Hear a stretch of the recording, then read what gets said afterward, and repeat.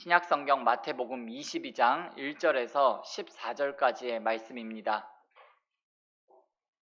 신약성경 37쪽 전후에 있는 마태복음 22장 1절에서 14절까지 말씀 우리 함께 보겠습니다. 1절부터 한 절 한 절씩 교독하시고 마지막 14절은 함께 읽겠습니다. 예수께서 다시 비유로 대답하여 이르시되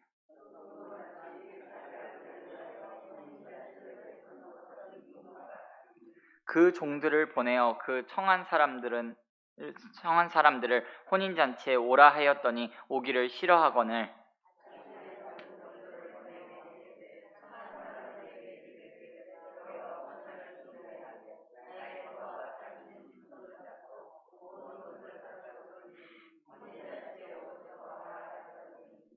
그들이 돌아보지도 않고 한 사람은 자기 밭으로 한 사람은 자기 사업하러 가고 임금이 노하여 군대를 보내어 그 살인한 자들을 진멸하고 그 동네를 불사르고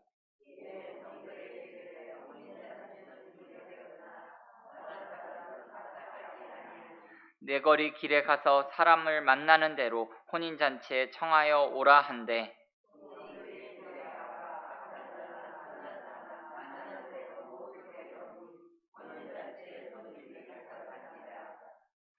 임금이 손님들을 보러 들어올새 거기서 예복을 입지 않은 한 사람을 보고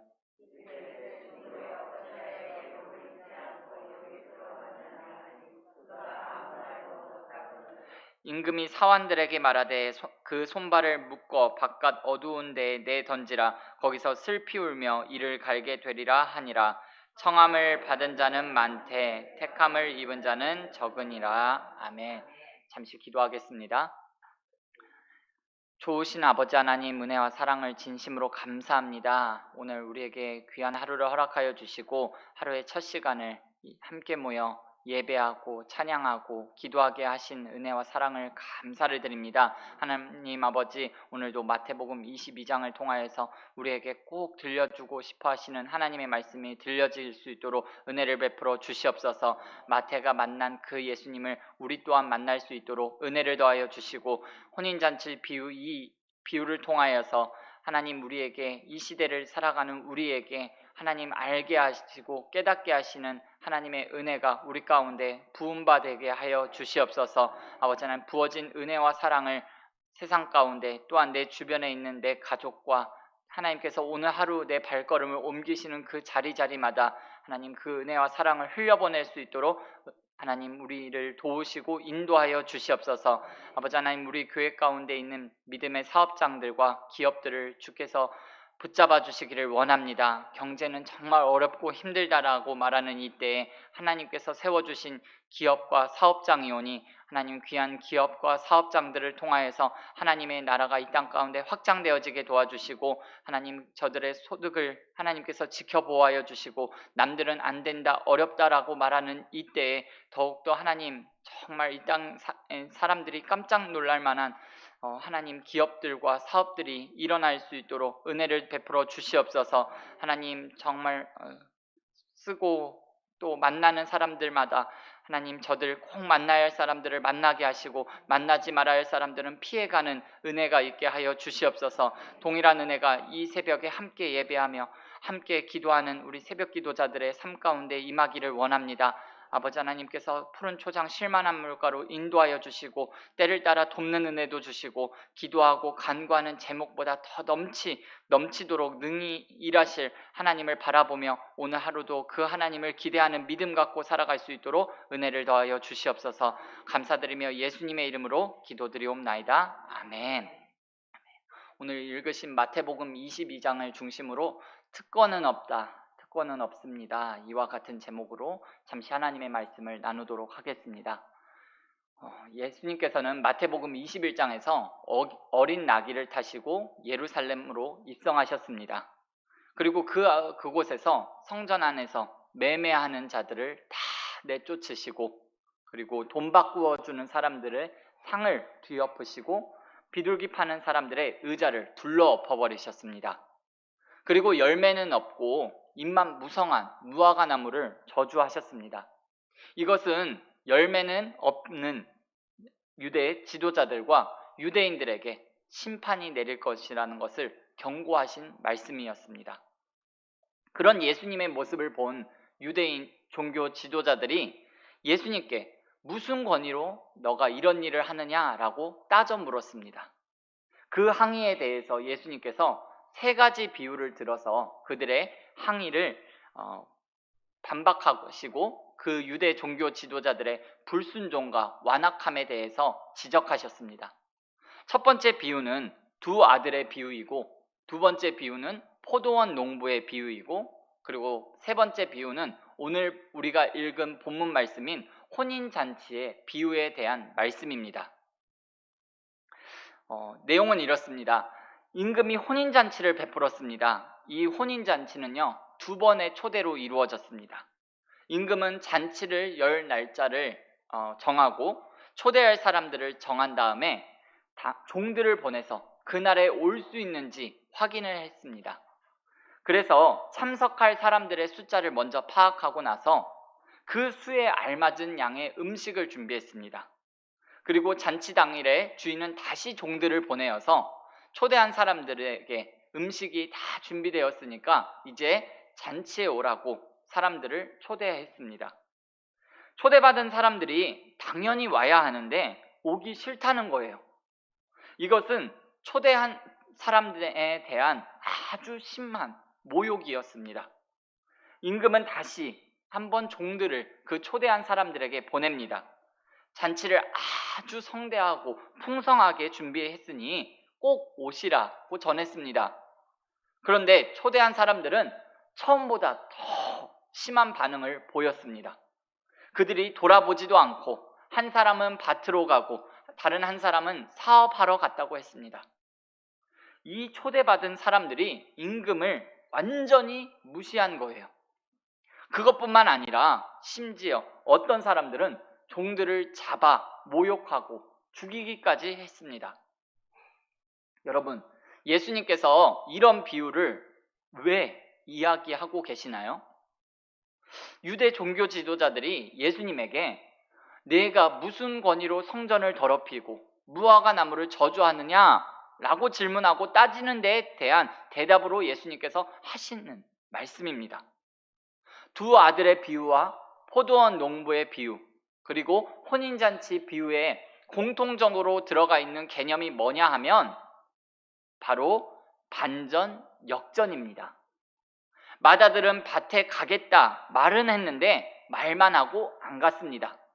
작은 아들은 밭에 가기 싫다, 안 가겠다 라고 말은 했지만 뉘우치고 갔습니다. 역전이 일어난 거예요.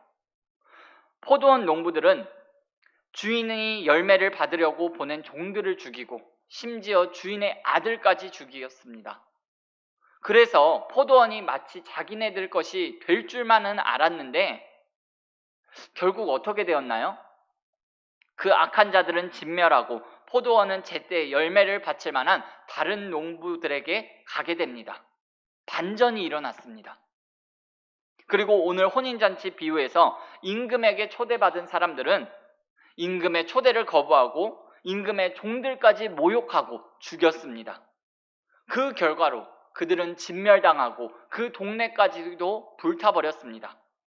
그리고 임금의 초대는 특정한 사람들이 아니라 내 거리 길에 있는 모든 사람들에게 확대됩니다.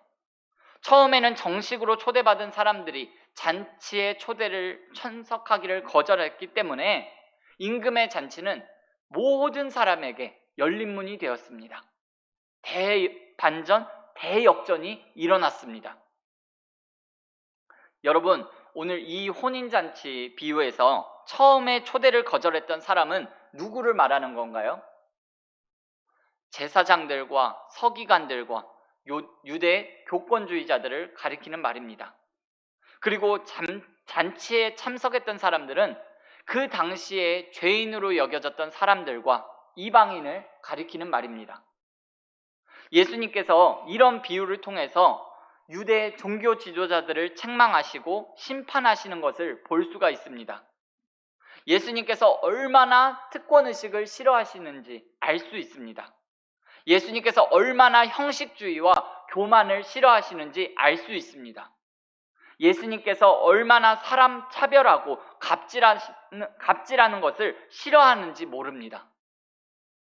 우리가 이런 말씀을 보면서 나와는 관계없다라고 생각하면 안 됩니다. 나도 알지 못하는 사이에 내가 유대 종교 지도자들처럼 특권의식에 사로잡힐 수가 있습니다. 나는 모태신앙이다. 나는 세상 지식을 많이 갖춘 사람이다. 나는 성경 지식을 이만큼 아는 사람이다 라고 생각하면서 다른 사람을 무시하거나 차별하거나 교만하게 행동한다면 예수님의 큰 책망을 우리가 큰 심판을 받게 될 수도 있습니다. 선줄로 생각하는 자는 넘어질까 조심하라 라고 말했습니다. 바라기는 특권의식과 차별과 편견과 교만한 마음은 버리시고 오히려 하나님, 나 같은 죄인에게 큰 은혜를 베풀어 주셔서 하나님을 섬기고 교회를 섬기면서 살아갈 수 있게 해주셔서 감사합니다. 끝까지 겸손한 마음, 감사하는 마음으로 하나님 사랑, 이웃 사랑하면서 살게 해주세요 라고 기도하시는 이 새벽 될 수 있기를 바랍니다. 또한 이 새벽에 기도하면서 날마다 나의 십자가를 지고 예수님을 잘 따르면서 살아가는 여러분들의 삶이 되실 수 있기를 바랍니다. 그런데 오늘 11절 이하의 말씀을 보시면 내 거리 길에 있던 많은 사람들이 임금의 초대를 받아서 들어왔는데 잔치 자리에서 뭔가 일이 일어났습니다.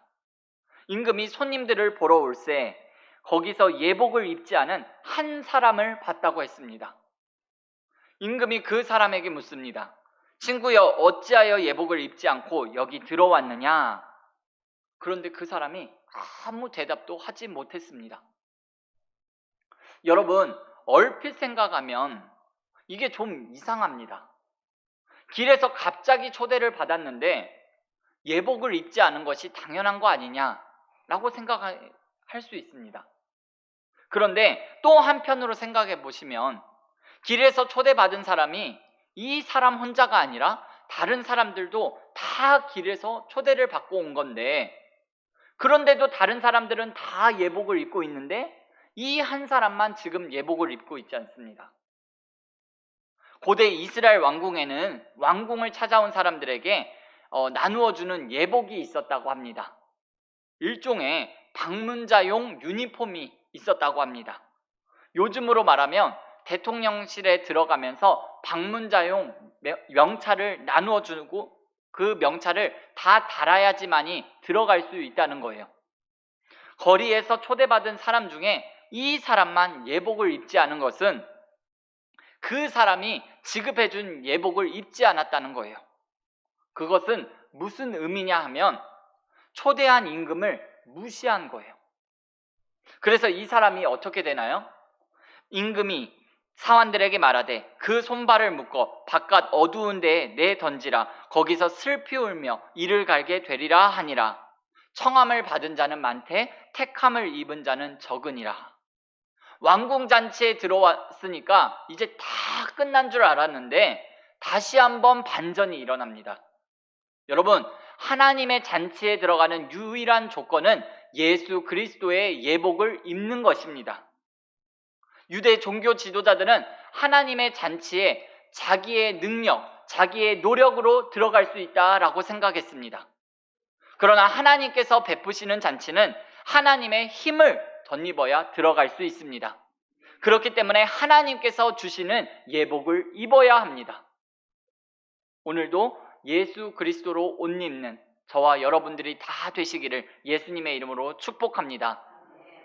오늘 하루도 낮은 마음, 착한 마음을 가지고 예수 그리스도의 의의 옷을 덧입고 우리 각자의 삶의 자리에서 하나님의 잔치를 맛보는 우리 은자교회 믿음의 권속들이 다 되실 수 있기를 예수님의 이름으로 축복합니다.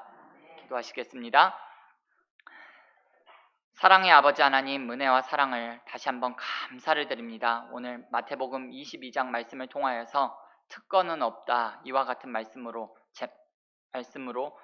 하나님의 말씀을 나누었습니다. 하나님, 우리 가운데 어떤 특권의식이 있다면 이 시간에 철저히 버려버리게 하시고 교만한 마음 하나님께서 싫어하시고 정말 하나님을 대적하는 그 불순한 마음이 내 안에 아직까지 자리 잡고 있다면 이 시간 하나님 앞에 다 쏟아버리고 하나님께 토설함으로 하나님 교만은 내어버리고 오직 겸손함 가운데 오늘 하루도 우리에게 주어진 삶의 자리에서 하나님의 영광을 위하여서 살아갈 수 있도록 은혜를 베풀어 주시옵소서. 예수 그리스도로 덧입고 옷 입기를 소망합니다. 겸손하시고 온유하신 예수님의 모습을 본받아 오늘도 삶의 한 절이라도 그 예수님의 모습을 닮아가게 하시고 나의 말과 행동과 생각이 정말 예수님으로부터 말미암는 모든 말과 행동과 생각이 되어질 수 있도록 은혜를 베풀어 주시옵소서. 우리에게 맛보아 깨달아 알게 하시는